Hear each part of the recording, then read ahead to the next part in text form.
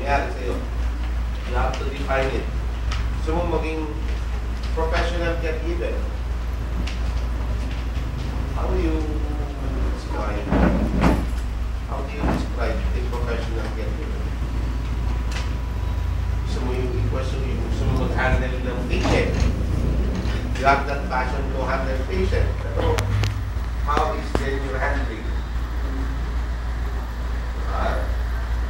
Gusto mo mag-alaga talaga ng mga autistic.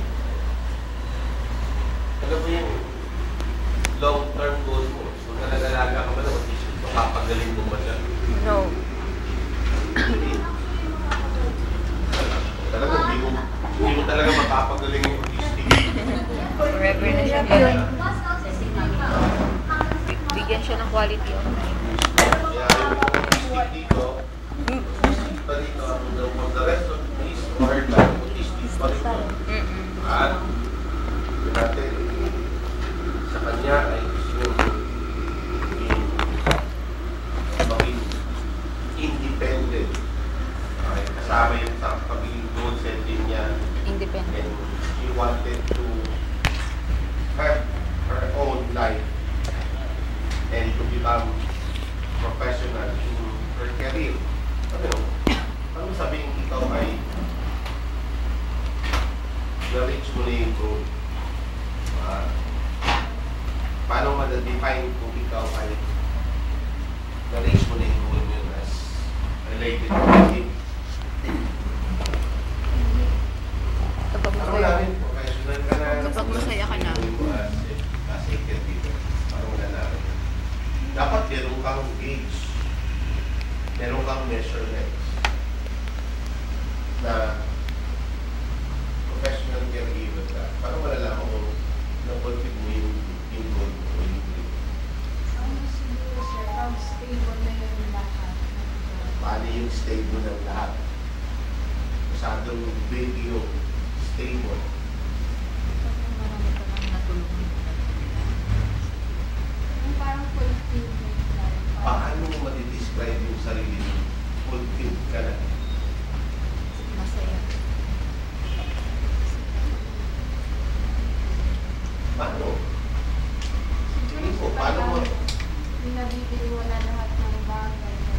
nabibili mo lahat ng bagay na gusto mo? Ano pa? Kung meron gusto mo yung stable mo eh. How will you display yung stable?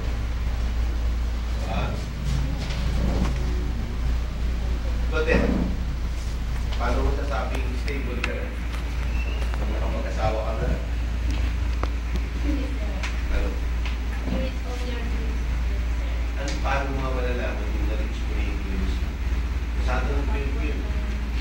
Ang tao, walang satisfaction yung tao. Sabagay. Walang satisfaction ng tao. May kotse ka na, bibili ka pa ng pangalan ng kotse, pangalawa ka pang-apat. May asawa ka na, nagkahanap ka ng pangalawa, pang-apat. Diba? May cellphone ka na, pagkatapos ng isang taon, kapalit ka naman ng panibagong cellphone. Yung cellphone na taon-taon nagbabago. Financially stable, sir. Paano yung financial stable? Good job. Marami ka ng ipon, sir. Marami ka ng ipon. Hindi mo na yung dream house, dream car, or lahat mo, sir.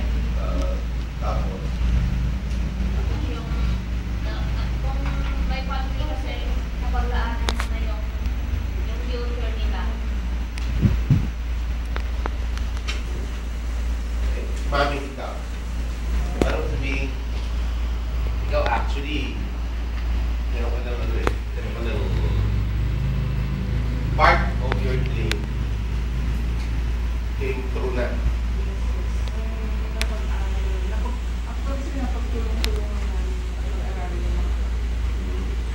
Tapos, kahit pa paano kanino.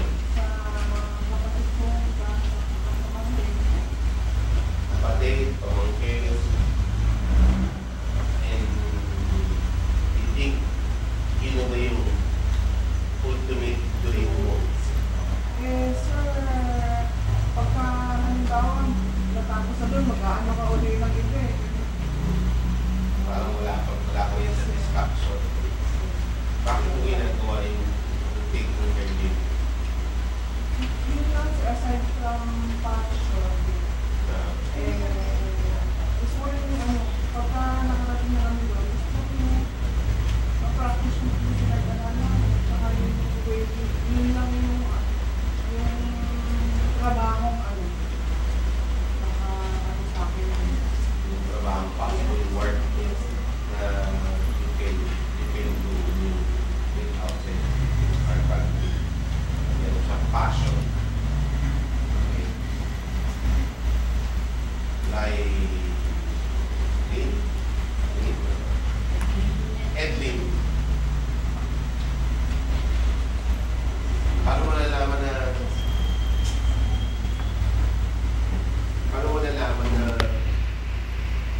content ka rin? Siguro kapag ano? Siguro, ayoko na salitang siguro. Double standard yung siguro. Dapat specific. Sigurado.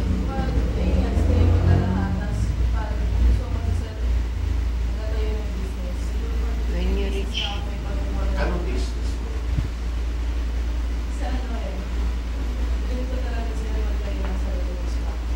Spa. masaya ka sa sitwasyon mo. Ayun, notes pa ng face. Spa. Massage, hands, foot, face, body. Siyempre yung spa. Sa childcare, maggagano kayo, magmamassage kayo sa baby. Tuturo sa iyo. Depende sa akin. Depende sa location. Yun nga, sa ako nga tinatanong. Kasi sa ngayon sir, ang alam ko sila na ay hindi kilala kung puntahan talaga ng matao talaga sa Malate or sa Makati. Wala din mapati. Kasi doon talaga maraming kondo, maraming matao. Kasi nga, nagpaplano ko eh. Dapat, pag nagplano ka, dapat, ano, saan, kailan, kailan mo balak ko yun. Ano sir, nag-work ako sa regular. Kapag nakaipon na kasi hindi naman Kailan ka makakalipot? Years from now. Kailan yun? Years from now. Yun. Hindi nun, mahirap pagplano nun. Hindi mo alam kung kailan. Wala kang timetable. Gusto ko, kung tatayo ko ng spa in 2020, May specific date. meron kang deadline. Pag hindi mo nandito ng 2020, ano yan nangyari? Ba't hindi ko nakapagtayo ng spa? May problema ba doon sa aking plano? May problema ba doon sa aking goal na 2020 ay magkakaroon ako ng spa? Mahirap yun. Sabi natin, yung plano, yung goal, dapat may time frame. Diba? Makakaipon ka. Kailan ka makakaipon? Pagputi na ng buhok mo. Diba? Pag nag-reach ka na ng 60 years old, saan ka magtatayo ng spa? Paano yung dapat tayo mo ay spa during that time? Nursing home. Bakit? Isa pa na sa magiging pasyente ito eh. Welcome po natin yung mga bagong estudyante natin. Diba? Ikaw, Paul, mapalak mo talaga. Oo. Alam mo naman sabi na, fulfilled ka na. Na-meet ko na yung expectation ko sa work. Kapag na-achieve ko na lahat, kapag na-satisfy na yung plan ko. Kailan mo? 21 ka ngayon? 25. 25? Gusto ko 2 years from now. 2 years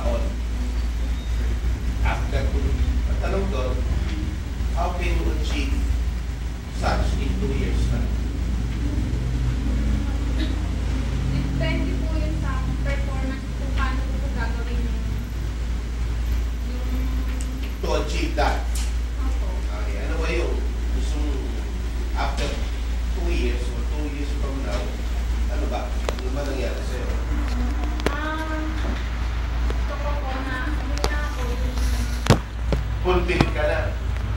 Paano mo ma-measure o mag-gauge yung fulfilled ka na? Ha? Yun ang tanong doon. Paano mo masasabi na ito na fulfilled mo na yung dream mo? Dapat meron tension. Gusto mo maglakad, dapat ilang milimetro lalakarin mo. Tama? Mahirap yung malayo-layo. Kaya kung kalayo, malayo-layo. Sama lang siguro po. Yun nga po. Depende po yun sa... Nga, depende nga. Ang sinasabi ko, your dream, your aspiration or your goal must be specific, it must be definite, and it is measurable. Dapat may lifestyle. Lifetime. It is measurable. Planning. Malalaman mong fulfill ka na pag na-achieve mo na yung isang bagay. Ang tanong doon, in your case, paano malalaman? In 2 years time, dapat ikaw ay fulfill ka na nung sa dream mo, sa goal mo. Hindi mo mag-engage. Yung ba, nakapagsabi na rin. Ikaw, paano malalaman na fulfilled ka na? Ano sir, ito, kapag ako'y, gaya ko dito, kapag ako'y nakatapos sa caregiver, katulong professional, gusto ko, makapagtrabaho pa agad ako. Para, kasi sir, hindi ako mahilig sa mga business eh. Gusto ko, pag ako'y nakapagtrabaho sa ibang bansa, yun ang talagang pangarap ko, makapagtrabaho sa ibang bansa. Pag ako'y kumikita ng malaki, gusto ko, pag-aralin ko yung mga pamangkin ko. Yun ang, parang yun ang dreams ko eh. Hindi ako kumikita sa business, kung ano-ano. Pag napag-aral mo yung mga pamangkin mo, you think, Swerte naman okay ang na, pamangkin na yun. fulfilled ka na. Parang, 4 years old. ganun. Ewan ko kasi. Well, ayaw mo sila.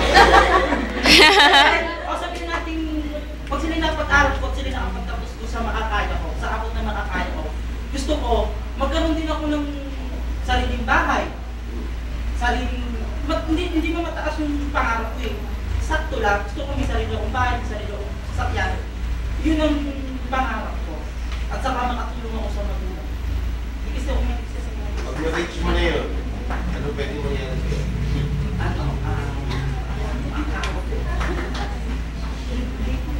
Pwede ka na mamatay. Gusto ko, gusto kong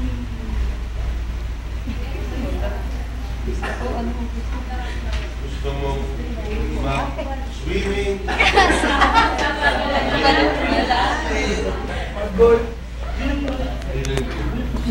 Drano lang. Tawa ka ng tawa, ikaw nga. Paano mo nalaman satisfied ka na or yung fulfillment mo?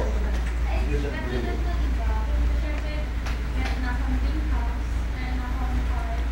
Yung dream house mo saan? Sa Pilipinas, sir. Sa Pilipinas, hindi sa ibang bansa. Kaya malaki yung bahay mo. Work, kaya yung bahay mo.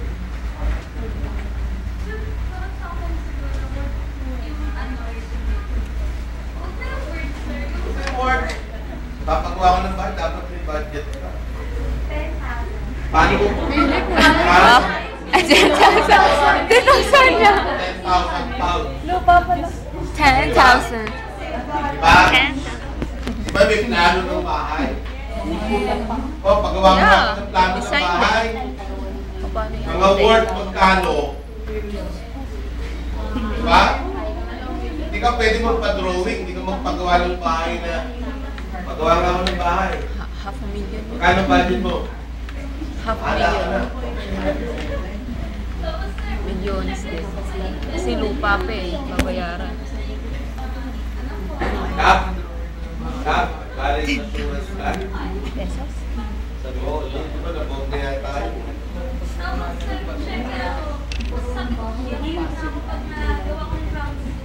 Ano promise mo? Dito si mami mo, parang doon. Alam mo, lalakad